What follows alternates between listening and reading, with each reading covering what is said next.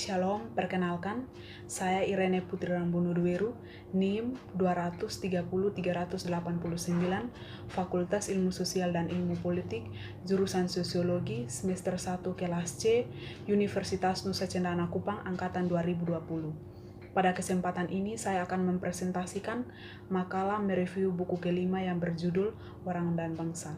Langsung saja pada pembahasannya. Pembahasan yang pertama yaitu perbedaan tempat atau wilayah. Globalisasi dan modernisasi tidak hanya menghasilkan efek eksternal seperti migrasi dan saling ketergantungan ekonomi yang lebih besar, tetapi juga secara substansial kesenjangan internal yang melebar. Daerah tertentu mungkin mengalami penutupan pabrik, pengurusan modal dan pekerja terampil, terutama wilayah metropolitan dan aglomerasi perkotaan, dengan sektor jasa yang berkembang pesat, teknologi tinggi, dan industri manufaktur maju, universitas, dan fasilitas penelitian. Berkontribusi pada perbedaan yang tumbuh di banyak negara, yang tidak hanya menjadi masalah ekonomi dan sosial, tetapi juga satu identitas dan budaya yang dapat dengan mudah dieksploitasi oleh politis dan populis. Aspek penting lainnya dari sistem politik Eropa saat ini sebagian besar disebabkan oleh integrasi Eropa adalah pergeseran menuju tata kelola multilevel dan peran kompetisi partai dalam konteks. Dimensi teritorial harus dianggap lebih serius memahami mobilisasi partai populis. Wilayah bukanlah konsep abstrak, bukan sekedar garis di peta, melainkan membentuk perkembangan sosial dan politik dan lembaga melalui cara-cara di mana faktor kontekstual mempengaruhi mobilisasi politik. Untuk populisme berbasis partai teritorial, dimensi relevan dalam 3 hal pokok dan pelengkap, yaitu yang pertama, ciri-ciri teritorial perlu dipertimbangkan saat menganalisis mobilisasi populis oleh partai politik di seluruh negara bagian. Kedua, partai nasional regionalis atau minoritas yang hanya bergerak di wilayah tertentu juga dapat mengembangkan klaim dan wacana populis. Yang ketiga, beasiswa perlu memperhatikan pergeseran bentuk pertikaian teritorial dalam politik partai Eropa sebagai garis pemisah konvensional antara partai nasionalis dan regionalis semakin berkembang pesat. Dengan mengeksplorasi kompleksitas keterkaitan antara populisme dan teritorial dimensi, interaksi antara populisme, negara, nasionalisme, dan regionalisme konseptual tentang hubungan dan keterkaitan antara populisme, nasionalisme, negara, mayoritas sehingga memberikan kerangka umum untuk menganalisis yang berbeda dan pergeseran lingkup teritorial mobilisasi populis di Eropa. Konseptualisasi mendefinisikan ideologi etnoteritorial tertentu seperti regionalisme, nasionalisme, mayoritas, dan euroseptisisme. Bagian ini juga menyoroti potensi hubungan antara masing-masing ideologi dan populisme. Esensi konsep populisme menjadi perdebatan antara kategorisasi konseptual yang sesuai. Populisme harus dianggap komunitas cendekiawan. Populisme dimungkinkan untuk mengidentifikasi sesuatu konvergensi tentang bagaimana populisme berbasis partai. Perbedaan konseptual antara populisme sebagai strategi, wacana, atau kerangka sering terjadi lebih dangkal daripada substantif. Mengingat para pendukung populisme sebagai strategi juga termasuk retorik populis sebagai elemen yang menentukan strategi.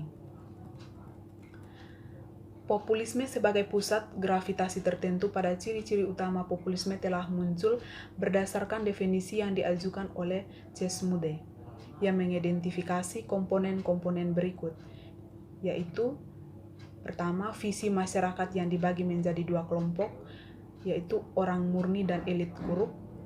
Yang kedua, homogenitas internal kedua kelompok. Yang ketiga, hubungan antagonis antara kedua kelompok.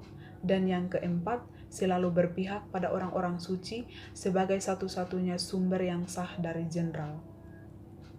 Elemen berulang lainnya seperti stigmatisasi mungkin lebih baik dipahami sebagai node penghubung ke ideologi lain seperti dalam hubungan antara populisme dan radikal kanan.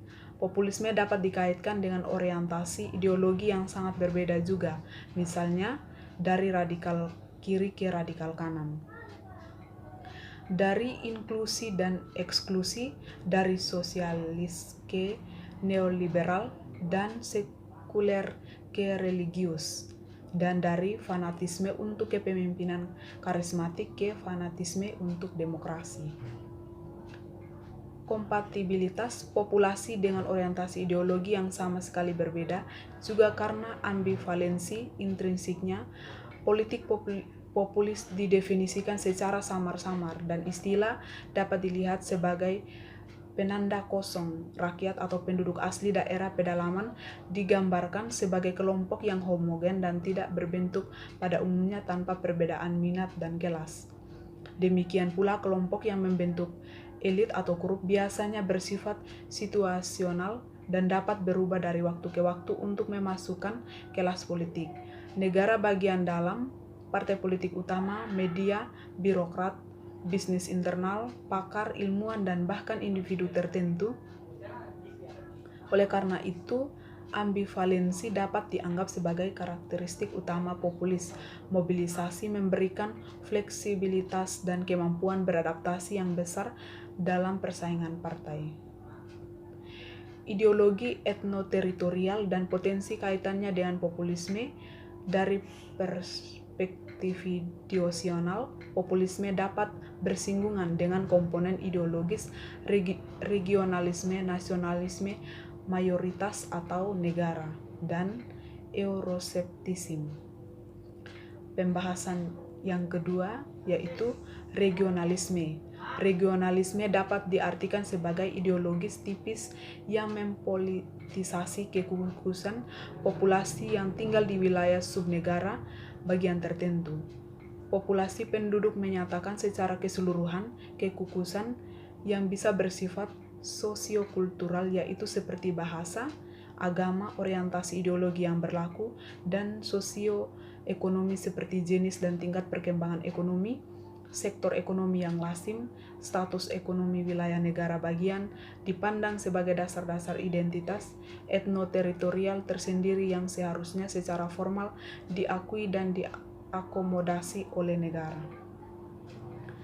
Tingkat pemerintah sendiri yang diadvokasi oleh partai-partai regionalis bisa sangat bervariasi. Dalam hal ini, Messetti dan Skakel pada tahun 2016 telah mengidentifikasi perbedaan yang krusial antara partai-partai regionalis yang mengancam keutuhan wilayah negara dan yang tidak menyoroti. Nasionalisme tanpa kewarganegaraan atau minoritas sebagai subkategori internal dari kedaerahan menunjukkan kasus-kasus di mana klaim atas kebangsaan dibuat mengingat bahwa itu tidak selalu bertepatan dengan subkategori pemisahan diri seperti populisme. Regionalisme juga bisa terkait untuk segala macam orientasi ideologi dari radikal kiri ke radikal kanan. Keterkaitan dengan populisme bisa dengan demikian ditarik dalam pandangan ideologis yang lebih luas. Regionalisme dan populisme berada dalam potensi korespondensi antara keduanya. Dikotomi dasar orang face elite dapat disamakan dengan wilayah atau bangsa minoritas.